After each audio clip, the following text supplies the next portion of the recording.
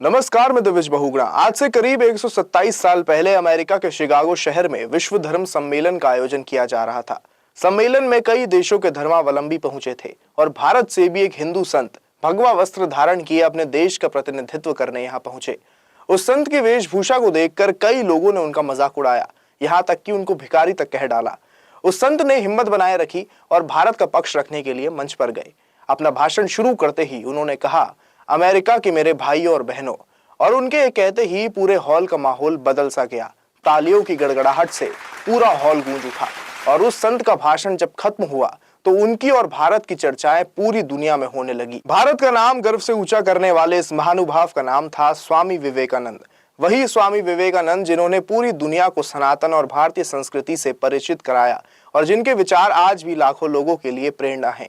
आज उनकी पुण्यतिथि के अवसर पर उनका एक अनोखा किस्सा आपको सुनाने जा रहे हैं। दोस्तों, यूं तो आप सभी ने स्वामी विवेकानंद के कई सारे किस्से सुने होंगे, लेकिन आप में से बहुत कम लोग ये जानते होंगे कि स्वामी विवेकानंद एक बेहतरीन क्रिकेट खिलाड़ी भी थे। और 1880 में जब भारत में क्रिकेट आज की तरह लोकप्रिय नहीं था, तब एक मैच में स्वामी विवेकानंद उर्फ युवा नरेंद्र नाथ दत्त ने 7 विकेट लेकर अपनी प्रतिभा का परिचय दिया था। ऐतिहासिक दस्तावेजों में दर्ज जानकारियों के मुताबिक राष्ट्रवादी आंदोलन के नेता हेमचंद्र घोष की नजर नरेंद्र नाथ दत्त पर पड़ी और उन्होंने उनके चुस्त और गठीले शरीर को देखकर क्रिकेट में हाथ आजमाने को कहा। नरेंद्र नाथ इस अवसर को पाकर खुश हुए और हेमचंद्र घोष के मार्गदर्शन में नरेंद्र नाथ ने एक गेंदबाज की भूमिका निभाई और ईडन गार्डन्स में कलकत्ता क्रिकेटिंग क्लब टीम के खिलाफ एक कांटे के मैच में टाउन क्लब का प्रतिनिधित्व किया। उस समय ईडन गार्डन्स सिर्फ 20 साल पुराना था और भारत ब्रिटिश क्रिकेट गतिविधियों के लिए जाना जाता था।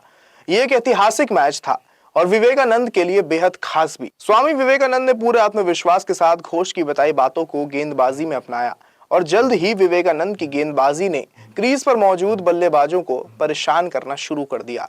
नरेंद्र नाथ ने एक के बाद एक विकेट चटकाए और 7 विकेट लिए। वहीं इस दौरान विपक्षी टीम के सिर्फ 20 रन बने थे। बल्ले और गेंद के साथ बहुमुखी प्रतिभा के धनी संत के खेल के बारे में ज्यादा जानकारी नहीं मिलती, लेकिन ये दस्तावेजों में दर्ज है कि वो टाउन हॉल के सदस्य थे और शारीरिक गतिविधियों में उत्साह से भाग लेते थे। क्रिकेट के अलावा उन्होंने फुटबॉल भी खेला और दोस्तों को व्यायाम करने के लिए प्रोत्साहित किया।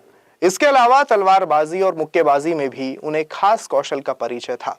लेकिन आध्यात्मिक रुझान और मेधा के धनी नरेंद्र नाथ ने खेलों में अपना भविष्य नहीं बनाया। स्वामी रामकृष्ण के संपर्क में आने के बाद उन्होंने अलग राह पकड़ी और दुनिया जानती है कि किस तरह उन्होंने भारतीय संस्कृति और दर्शन की दुनिया भर में अलग जगाई है। स्वामी जी का कहना था कि संघर्ष का पथ नहीं छोड़ना चाहिए और अपने लक्ष्य को पाने के लिए निरंतर प्रयास करते रहने चाहिए।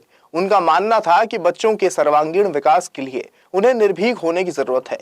वो कहते थे कि समाज में कई परंपराएं और कारक बच्चों में भय पैदा कर देती हैं और ऐसी परंपराओं से दूर रहकर ही एक शक्तिशाली समाज बन सकेगा।